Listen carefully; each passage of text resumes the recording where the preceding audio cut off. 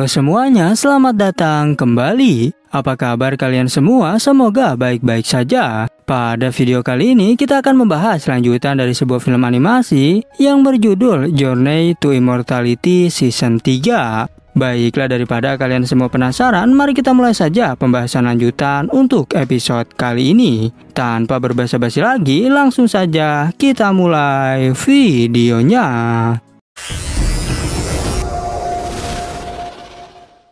Cerita ini berlanjut, kita diperlihatkan pertarungan para Naskensol yang masih berlangsung. Saat itu, Xuan Gu dan Wu Chou juga terus melihat pertarungan tersebut. Sedangkan tetua Xing Yi memberitahu Han Li untuk jangan terlibat dalam pertarungan ini. Dan lebih baik kau menjaga dirimu agar tetap hidup. Setelah itu, tetua Xing Yi kembali baku hantam menghadapi Tian Wuji. Ia mengeluarkan serangan burungnya ke arah penyu raksasa, yang dimana efek pertarungannya sampai membuat ledakan cahaya.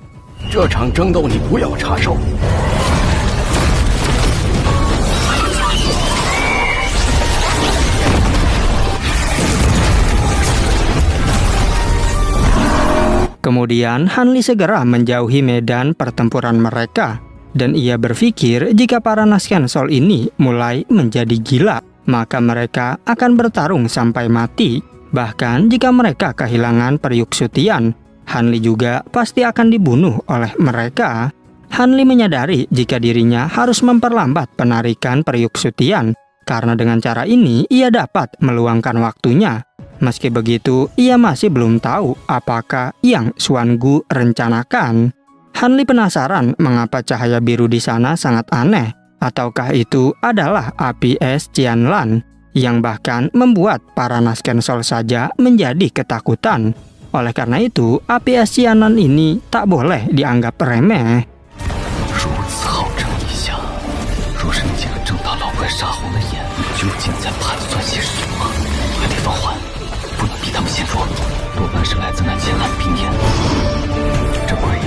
Di sisi lain, terlihat Man Huzi yang juga masih bertarung melawan Wan Tianming. Ia mengeluarkan ratusan tinju miliknya. Begitu pula dengan Wan Tianming yang menggunakan teknik ratusan pedang, sehingga terjadilah bentrokan dahsyat di antara mereka. Man Huzi mencoba untuk menahan serangan pedang raksasa, sementara tetua Xing Yi dan Tian Wuji menggunakan tekniknya masing-masing. Mereka berdua juga kembali saling serang satu sama lain.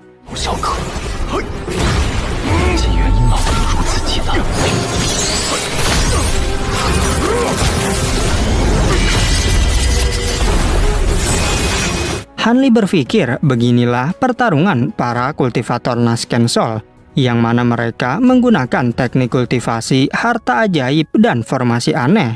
Tampaknya juga tak ada satupun yang bisa hilang.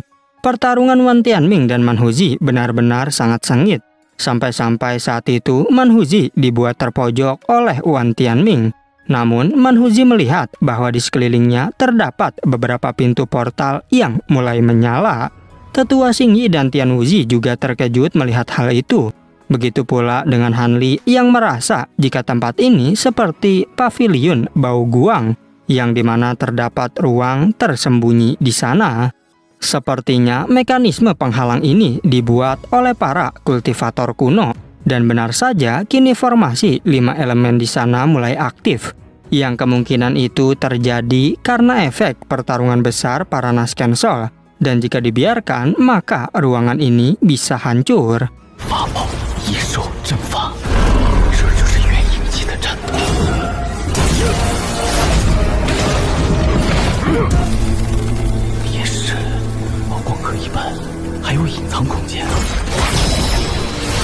Secara tiba-tiba, para Naskensol kini masuk ke dalam pintu portal di sana. Dan kini tetua Jin juga berhasil dijerat oleh Mu Tenzi. Sedangkan tetua Xing Yi berkata jika Jinlah yang mencuri piton api milikmu. Lantas mengapa kau justru malah mengejarku? Walaupun begitu, Tian Wuji kembali melancarkan serangannya. Karena ia tak peduli dengan perkataan tersebut. Yang hal itu membuat tetua Xing Yi sampai terpental. Di tempat lain, Man Huzi menggunakan tubuh raksasanya untuk menangkap Wan Tianming. Dan ia berkata, apakah sebelumnya kau berniat untuk membunuhku? Namun Wan Tianming terus berusaha untuk terlepas dari genggamannya.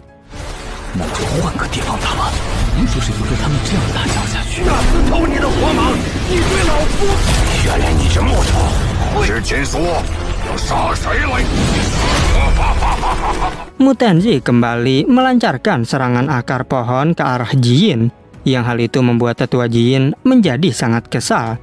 Tapi secara tiba-tiba ia menghilang menjadi asap hitam. Asap hitam tersebut perlahan mulai menyerang Mu Tenzi.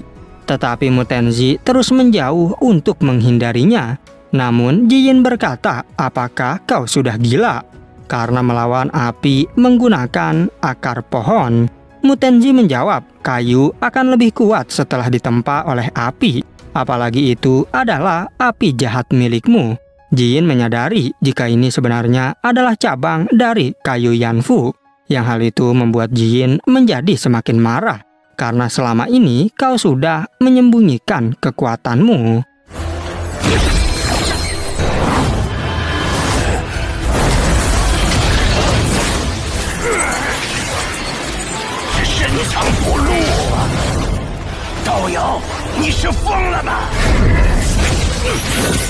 Meskipun begitu, Ji Yin tetap mengeluarkan monster Tiandu, yang ternyata itu adalah sebuah formasi untuk mengepungnya. Namun Mu Tenzi menggunakan bunga anggur darah untuk melawan mereka. Tetua Ji Yin menghempaskan beberapa tinju ke arahnya, sementara Mu Tenzi mengeluarkan teknik bunga darah untuk membantai Ji Yin. Ia juga berkata akan membunuh karma dan aura pembunuh. Dikarenakan tak punya pilihan lain, Ji Yin segera membakar tubuhnya sendiri. Lagi pula menurutnya semakin banyak bunga ini maka semakin bagus. Dan benar saja kini tetua Ji Yin berhasil membakarnya. Tak berhenti sampai di situ, ia segera melakukan serangan balik dengan tombaknya. Sampai-sampai membuat Mu Tenzi terpental ke tempat lain. Dan kini tetua Ji Yin mengeluarkan kapal bajak laut miliknya. Karena ia sudah lama sekali menunggu kesempatan ini. Mu Tenzi menyadari jika Ji Yin sudah memanfaatkan para muridnya sendiri. Karena dia telah menyempurnakannya ke dalam kapal tersebut. Sehingga pertarungan di antara mereka menjadi semakin sengit.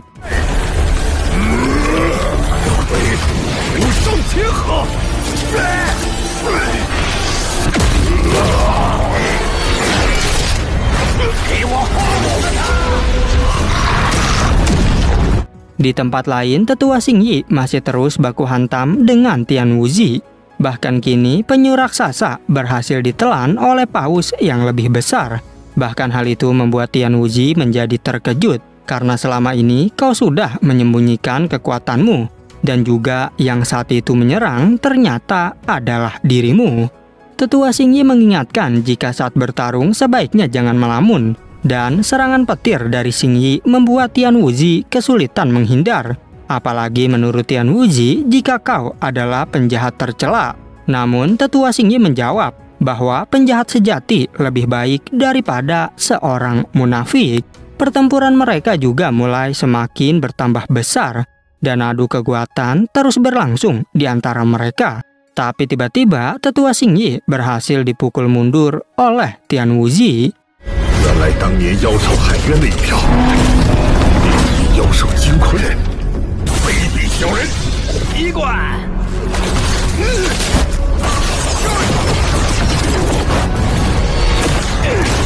Kembali ke Manhuzi yang sangat senang karena bisa menangkap Wan Tianming. Sedangkan Wan Tianming mengeluarkan ribuan pedang untuk menyerangnya. Dan rupanya pedang tersebut berhasil membuat ia terlepas dari genggamannya. Serangan balik pun mulai dilancarkan. Namun Wan Tianming begitu gesit menghindari pukulan dari Manhuzi. Bahkan Manhuzi sangat kesal melihat hal tersebut. Wan Tianming terlempar ke tempat yang berbeda, kembali menghempaskan pedangnya.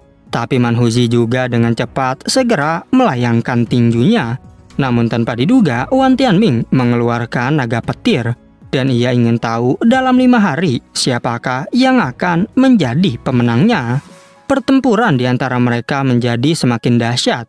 serangan naga petir mulai dilancarkan oleh Wan Tianming. Bahkan dirinya juga mengeluarkan pedang raksasa untuk membantai Manhuzi. Manhuzi berhasil ditusuk dengan beberapa pedang miliknya, yang hal itu membuat tubuhnya terlempar cukup jauh. Tak berhenti sampai di situ, naga petir juga segera melilit tubuh Manhuzi. Tapi ternyata Manhuzi justru berhasil memenggal kepala dari naga tersebut.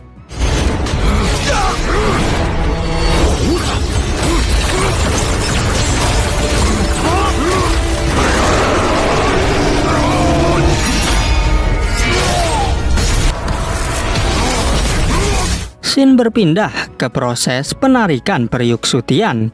Saat itu keluar satu harta karun dari dalam periuk tersebut, yang rupanya harta karun itu berubah jadi serigala berkepala dua. Hanli dan Wuchao terkejut melihat hal itu, berbeda dengan Xuangu yang sangat senang menyaksikannya. Sementara kejadian itu juga dilihat oleh para Nasken Soul dari tempat berbeda. Dan kini mereka segera kembali keluar untuk mengambil harta karun itu. Sesampainya di sana, mereka masih terus baku hantam satu sama lain. Dan Hanli menyadari jika mereka kembali untuk merebut harta karun yang baru saja keluar. Bahkan tetua Jin menyuruh Hanli untuk terus menarik periuk Sutian, karena banyak harta karun yang pasti akan keluar. Manhuzi dan Wan Tianming juga terus berebut harta karun. Namun saat itu, serigala berkepala dua terus menghindari kejaran para Nasken Soul, sehingga pertarungan menjadi semakin rumit di antara mereka.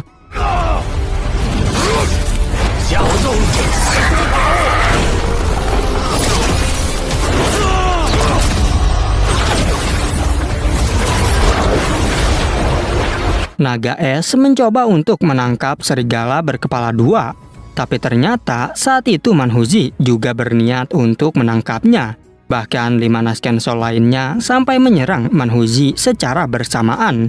Dan kini serigala berkepala dua mulai memisahkan diri, yang secara tiba-tiba menuju ke arah Hanli untuk menyerangnya. Setelah itu keluar lagi 2 harta karun dari periuk Sutian, yang dimana para Nasken Soul ini semakin antusias untuk mengambilnya. Namun datang Manhuzi yang tentu saja langsung menghentikan mereka. Mereka semua saling berebutan harta karun tersebut. Sedangkan Hanli berpikir untuk tak perlu fokus pada pengejarannya. Lagi pula, ia harus fokus di sini untuk mendapatkan yang jauh lebih baik.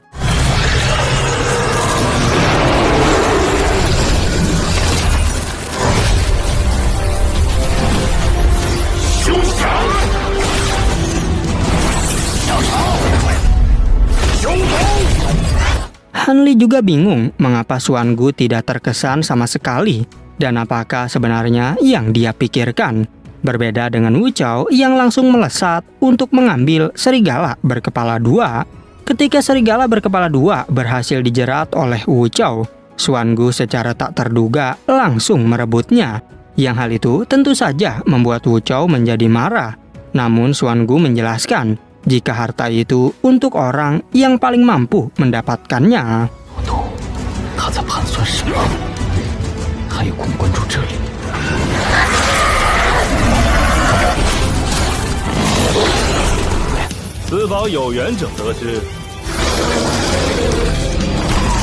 Dan pada akhirnya film pun bersambung.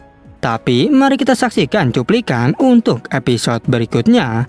Pada episode berikutnya, kita akan diperlihatkan pertarungan yang semakin sengit di antara para Nasken Soul. Tapi saat itu, Xuangu juga mulai mengambil tindakan. Bahkan Wuchao yang sudah kalah meminta tolong pada tetua Jin. Sementara Hanli segera memanfaatkan kesempatan untuk mengambil harta karun. Tapi tanpa diduga, laba-laba giok darah terkena serangan dari Wan Tianming.